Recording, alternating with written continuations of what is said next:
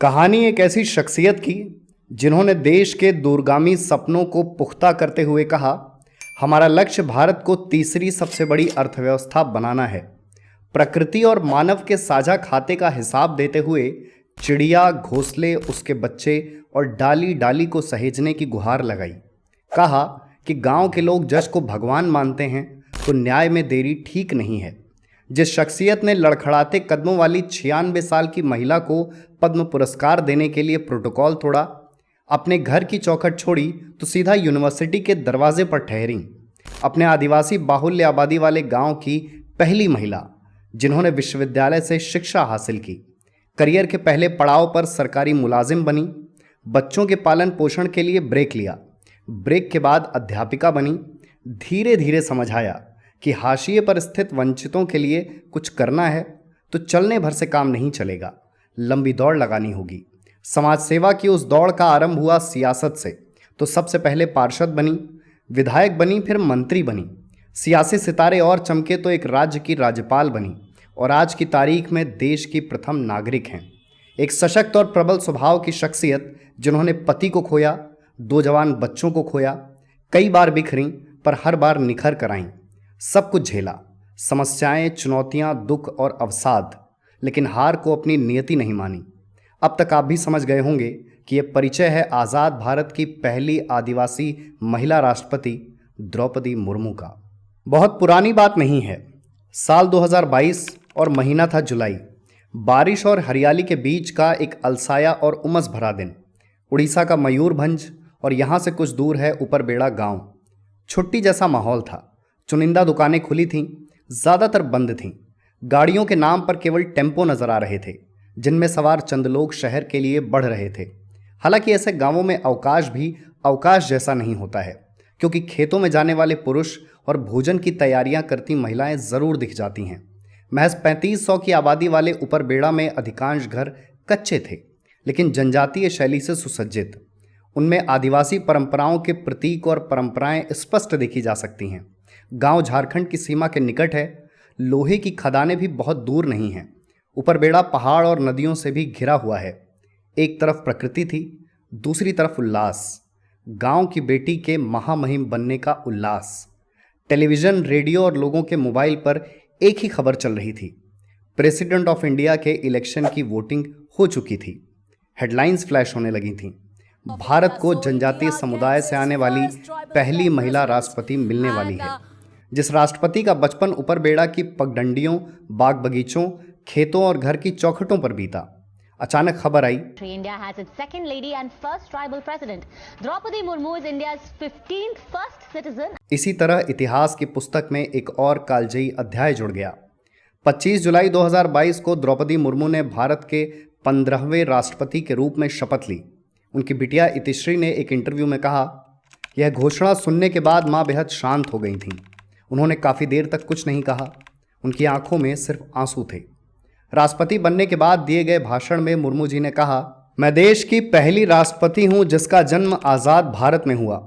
देश के स्वतंत्रता सेनानियों को स्वतंत्र भारत के नागरिकों से जितनी उम्मीदें थीं, उन्हें पूरा करने के लिए हमें अपने प्रयासों में तेजी लानी होगी। 20 जून 1958 ऊपरबेड़ा के संथाली परिवार में एक बच्ची का जन्म हुआ। एक किरदार को राष्ट्रपति जैसी संज्ञा मिलने के बाद जनता भूल जाती है कि किसी कालखंड में उनका भी बचपन रहा होगा।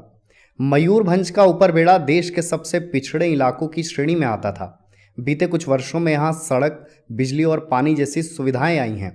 द्रौपदी मुर्मू संथाली समाज से आती हैं। वो देश के सबसे बड़े जनजातीय समूहों में एक माना जाता है।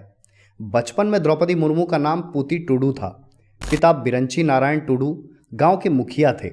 उनके दादा भी गांव समाज के मुखिया रहे। द्रौपदी मुर्मू की शुरुआती पढ़ाई गांव के प्राथमिक स्कूल से हुई। एक पिछड़ा गांव होने की वजह से स्कूल में सुविधाएं नहीं के बराबर थीं। स्कूल में लड़कियों की संख्या भी बेहद कम थी। आसपास न कोई कॉलेज था और न यूनिवर्सिटी। आगे का रास्ता आसान नहीं था, फिर भी उन्होंने शिक्षा का रास्ता चुना। ये रास्ता उन्हें भुवनेश्वर लेकर गया। रमा देवी महिला विश्वविद्यालय से उन्होंने बैचलर ऑफ आर्ट्स किया। वो अपने गांव की पहली महिला थीं जिनके पास यूनिवर्सिटी की डिग्री थी। पढ़ाई के बाद जीवन का अगला पड़ाव था शादी।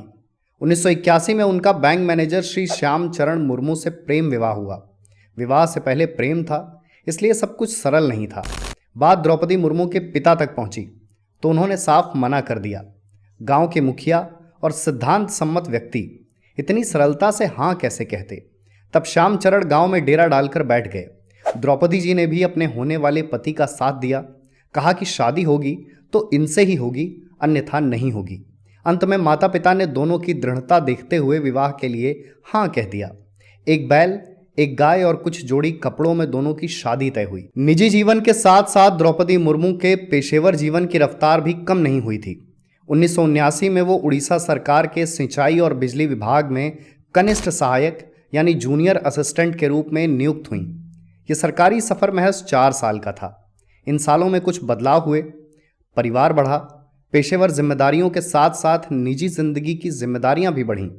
3 बच्चे हुए। उनकी देखभाल के लिए 1983 में द्रौपदी मुर्मू ने नौकरी को अलविदा कहा। बच्चे बड़े हुए, जिम्मेदारियों का दायरा घटा। तब 1994 में उन्होंने रायरंगपुर स्थित Shri Aurobindo integral education and research institute में पढ़ाना शुरू किया। ये शैक्षणिक यात्रा भी 3 साल की रही। 1997 में वो आधिकारिक तौर पर भारतीय जनता पार्टी का हिस्सा बनी और रायरंगपुर नगर पंचायत से पार्षद चुनी गई। कुछ ही साल बाद वो रायरंगपुर नगर पंचायत की चेयरपर्सन बनी और भाजपा के अनुसूचित जनजाति मोर्चा की उपाध्यक्ष और अध्यक्ष भी रहीं। सन 2000 में द्रौपदी मुर्मू ने रायरंगपुर विधानसभा सीट से चुनाव जीतकर विधानसभा का रुख किया। विधानसभा की यात्रा बाकी यात्राओं से थोड़ी लंबी चली। द्रौपदी जी 2002 से 2009 तक रायरंगपुर विधानसभा सीट से विधायक रहीं। इस कार्यकाल में ही वो मार्च 2000 से अगस्त 2002 के बीच उड़ीसा सरकार में वाणिज्य और परिवहन विभाग मंत्री स्वतंत्र प्रभार रहीं। फिर अगस्त 2002 से मई 2004 के बीच मत्स्य पालन और पशु संसाधन विभाग की राज्य मंत्री स्वतंत्र प्रभार रहीं। 2007 में उन्हें उड़ीसा विधानसभा ने पंडित नीलकंठ दास सर्वश्रेष्ठ विधायक सम्मान से विभूषित किया। जीवन में अब तक सब कुछ ठीक था। परिवार बढ़ा, राजनीतिक कद बढ़ा, मान सम्मान और प्रभाव बढ़ा। इन सब के साथ एक और चीज बढ़ने वाली थी, वो था दुख। आमतौर पर यही जानकारी मिलती है कि द्रौपदी मुर्मू की कुल 3 संतानें थीं, लेकिन कुछ मीडिया रिपोर्ट्स में उनकी चौथी संतान का जिक्र भी मिलता है, जिसकी मौत बचपन में ही हो गई थी। इसके अलावा उनके 2 बेटे और 1 बेटी थी। पहले बेटे लक्ष्मण मुर्मू की अक्टूबर 2009 में मृत्यु हुई और दूसरे बेटे सिपॉन मुर्मू की 2013 में मृत्यु हुई। 2 जवान बेटों को खोने की पीड़ा की इति नहीं हुई थी। तभी 2014 में पति भी कार्डियक अरेस्ट की वजह से दिवंगत हो गए। इसी बीच द्रौपदी मुर्मू के भाई और माताजी का भी निधन हुआ। इतना कुछ 2009 से 2015 के बीच हुआ, मात्र 6 साल के दरमियान। एक कष्ट की समाप्ति के बाद दूसरा दस्तक दे देता। किसी के लिए भी अपनों को खोना, अपनों को अपने सामने जाते हुए देखना सरल कैसे हो सकता है। फिर भी द्रौपदी जी ने खुद को संभाला, दुख को अपना पर्याय नहीं माना। पति और 2 जवान बेटों की मौत से आहत होकर ससुराल वाले गांव पहाड़पुर के घरों को स्कूल में बदल दिया। गांव के बच्चे इसी स्कूल में पढ़ने जाते हैं। अपने पति और बेटों की पुण्यतिथि पर द्रौपदी जी यहाँ जरूर आती हैं। ये प्रयास शिक्षा को लेकर उनके समर्पण और जागरूकता को भी दिखाता है। उनके मन में ये बात हमेशा थी कि उनके गांव के बच्चे शिक्षित और सशक्त बने। उनकी बेटी इतिश्री मुर्मू बैंक मैनेजर हैं, जिनकी शादी गणेश चंद्र हेम्ब्रम से हुई है और गणेश रग्बी प्लेयर हैं। 2015 तक का समय देश की राष्ट्रपति के लिए अच्छा नहीं था, लेकिन अतीत का पन्ना पलटकर आगे बढ़ते हुए 18 मई 2015 को द्रौपदी मुर्मू झारखंड की राज्यपाल नियुक्त की गईं। राज्य की पहली महिला और पहली महिला आदिवासी राज्यपाल। 2021 तक उन्होंने अपनी जिम्मेदारियों का निर्वहन किया। बतौर राज्यपाल भी उनके कई कामों की चर्चा रही। 2017 में झारखंड सरकार ने विधानसभा में एक बिल पारित कराया। इस बिल के तहत राज्य सरकार 1908 के छोटा नागपुर टेनेसी एक्ट और 1949 के संथाल परगना टेनेसी एक्ट में संशोधन करना चाहती थी। बिल के तहत जनजातीय समुदाय के लोगों को अपनी ज़मीन के कॉमर्शियल यूज़ का अधिकार मिल जाता। इसके बावजूद ज़मीन के स्वामित्व में कोई परिवर्तन नहीं होता। लेकिन झारखंड की तत्कालीन राज्यपाल द्रौपदी मुर्मू ने बिल को अस्वीकार कर दिया। यहाँ तक जो था वो उनकी सियासत का ट्रेलर भर था। द्रौपदी मुर्मू के राजनीतिक किरदार का असली उदय हुआ जून 2022 में, जब एनडीए ने उन्हें अपना राष्ट्रपति का उम्मीदवार घोषित किया। ये एक ऐतिहासिक कदम था। इसके पहले देश के किसी राजनीतिक दल ने आदिवासी समुदाय के लिए कुछ ऐसा नहीं सोचा था। चर्चाओं के साथ साथ चुनावी चहलकदमी भी शुरू हो गई। द्रौपदी मुर्मू ने देश की अलग अलग जगहों पर जाना शुरू किया। वो पूर्वोत्तर के राज्य गईं, उड़ीसा, झारखंड, महाराष्ट्र, उत्तर प्रदेश और कर्नाटक गईं। उन्होंने सभी राज्यों के राजनीतिक दलों से समर्थन भी मांगा और तमाम राजनीतिक दलों ने उनका समर्थन भी किया। उनके राजनीतिक समर्पण और जीवन में किए गए त्याग के चलते वो देश के सर्वोच्च पद पर स्थापित हुईं। बीबीसी की एक रिपोर्ट के मुताबिक द्रौपदी मुर्मू को 7वीं में पढ़ाने वाले 82 साल के विश्वेश्वर महतो बताते हैं, वो बचपन से ही मेधावी थीं। खाली वक्त में महापुरुषों की जीवनी पढ़ा करती थीं। द्रौपदी समय पर स्कूल आती और सभी सवालों के सही जवाब दिया करती थीं। कुछ न समझ आए तो सवाल भी पूछती थीं। तब मुझे लगा था वो पढ़ लिख कर अच्छी अफसर बनेंगी, वो राष्ट्रपति बनेंगी, ऐसा सोचा नहीं था। अब उन्होंने इतिहास लिख दिया है। द्रौपदी मुर्मू का जन्म एक कच्चे घर में हुआ, जिसकी दीवारें मिट्टी की थीं और छत खपरेल की थी। अब उसके बाहरी हिस्से में पीले रंग का मकान है, लेकिन घर के लोगों ने कमरे को उसी हालत में रखा है जिनमें द्रौपदी का बचपन बीता था। इस घर में अब उनके भाई की बहू दुलारी टूडू रहती हैं। उन्होंने बीबीसी से बात करते हुए कहा, पुराने घर को हम लोग उसी स्वरूप में मेंटेन रखे हैं ताकि द्रौपदी जी की यादें वैसी ही रहें। वे जब भी यहाँ आती हैं घर देखकर खुश होती हैं। उन्हें पखल, पानी से बनने वाला विशेष प्रकार का व्यंजन बेहद पसंद है और आलू का चोखा भी। हम चाहते हैं कि वे राष्ट्रपति बनने के बाद जल्द ही हमारे घर आएं ताकि हम उनका स्वागत कर सकें। हम और हमारे गांव के लोग बहुत खुश हैं क्योंकि वो राष्ट्रपति बनने वाली हैं। द्रौपदी मुर्मू की पहचान एक राजनीतिक किरदार के रूप में होती है, एक सशक्त सियासी किरदार, लेकिन इसके अलावा उनकी पहचान एक बेहतर इंसान के रूप में भी होती है। एक कार्यक्रम में वो अपने नेत्रदान का ऐलान कर चुकी हैं। स्वाध्याय और आध्यात्म में उनकी रुचि है। किताबें बहुत पढ़ती हैं। बोलने की शैली हम सब ने सुनी ही है। बेहद ठहराव और मिठास के साथ टूटी फूटी हिंदी में अपनी बात रखती हैं। बहुत कुछ झेलने के बाद एक इंसान के चेहरे पर स्थायित्व का जो भाव होता है वो द्रौपदी जी के चेहरे पर साफ नजर आता है। वो अक्सर बताती भी हैं कि अपने कठिन समय का सामना करने में योग और ध्यान ने उनकी बहुत मदद की। शायद इसीलिए वो स्थितियों से हारी नहीं, पीड़ा को अपनी नियति नहीं माना और खुद को साबित किया। अमूमन भारत के राष्ट्रपति एक कोड ऑफ कंडक्ट फॉलो करते हुए अपनी बात कहते हैं, लेकिन द्रौपदी मुर्मू की बातों में हर मुद्दे का मानवीय पहलू जरूर नजर आता है। साथ ही देश समाज में होने वाली घटनाओं पर उनकी संजीदगी भी दिखती है। अपने एक भाषण में वो बताती हैं कि वो एक गांव से आती हैं और शुरू से ही हरियाली के निकट रही हैं। भोजन के विकल्प सीमित थे। माता पिता खाना बनाने के लिए सूखी लकड़ी चुनकर ले आते थे। वो अक्सर देखती थीं कि उनके पिता लकड़ी काटते थे और काटने से पहले उसे नमन करते थे। एक दिन द्रौपदी जी ने अपने पिताजी से पूछा, उसे नमन करने की क्या ज़रूरत? जवाब में उनके पिता ने कहा, यह भी बूढ़ा हो गया है, सूख गया है, लेकिन ज़िंदगी भर ये हमें फल दिया, फूल दिया, हवा दिया, पानी दिया। आज भी ये सूखी लकड़ी हमारे काम आ रही है।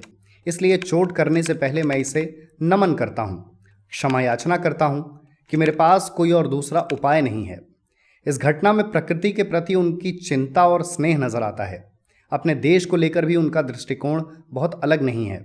एक भाषण में उनका कहना था, हम भारत को भविष्य में तीसरी सबसे बड़ी अर्थव्यवस्था बनाने का लक्ष्य लेकर चल रहे हैं। देश के वंचित और पिछड़े वर्ग को न्याय मिलने में होने वाली देरी पर भी राष्ट्रपति ने चिंता जताई थी। उनका कहना था, भगवान के घर देर है लेकिन अंधेरा नहीं। लेकिन देर कितनी हो सकती है? 32 साल, 12 साल, 20 साल या 10 साल? हम लोगों को सोचना चाहिए कि 32 साल बाद जिसको न्याय मिलेगा, शायद उनके चेहरे से मुस्कान ही खत्म हो जाएगी, जिंदगी ही खत्म हो जाएगी।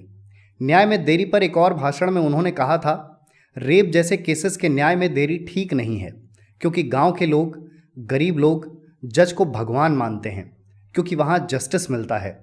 अपने निजी जीवन में मिली कठिनाइयों पर उनका कहना था, मैं एक इंसान हूं, मैं भी रोती हूं। जब मैं अवसाद में थी तब मुझे किसी ने आकर कहा, आपको योग करना चाहिए और जिंदगी जीना चाहिए। देश की युवा पीढ़ी से प्रकृति को सहेजने की अपील करते हुए द्रौपदी जी ने कहा था, आप सबको मिलकर चिड़िया को बचाना है, उसके बच्चों को बचाना है, डाली डाली को बचाना है, पेड़ को भी बचाना है, धरती माता के प्राकृतिक संतुलन को बचाना है, अपने लिए और आने वाली पीढ़ियों के लिए। अंत में महिलाओं के मुद्दे पर बोलते हुए उन्होंने कहा था, नारी नर्क का नहीं स्वर्ग का द्वार है। शक्ति के बिना शिव अधूरे हैं। तो ये कुछ बातें थीं देश के राष्ट्रपति से संबंधित, देश की प्रथम नागरिक के किरदार की सर्वविदित और सर्वस्वीकार्य बातें।